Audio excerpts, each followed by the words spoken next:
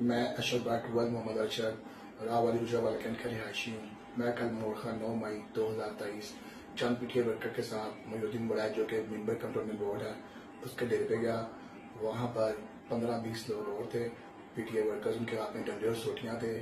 ان کو ساتھ لے کر موٹر سائیکلوں پر احتجاج کی کال کے اوپر ریلی کی شکل میں گجرانوالہ کنٹونمنٹ جو ہے چیک پوسٹ کے سامنے ہم گئے۔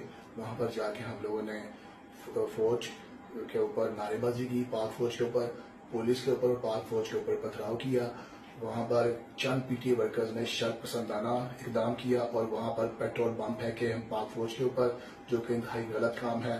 اس کے بعد میں جو ہے وہاں سے بھاگ گیا اور میں نے اپنی لیڈرشپ کو بھی وہاں سے بھاگتے ہوئے دیکھا، وہ بھی سب وہاں سے غائب ہو گئے تھے۔ یہ انتہائی غلط اقدام ہے۔ پی ٹی آئی کی جو لیڈرشپ ہے وہ ورکرز کو ورگلا کر یہاں لے جاتے ہیں اور پھر ان کو استعمال کر کے سیاسی، اور اس کے بعد ان کا پوچھتے بھی نہیں۔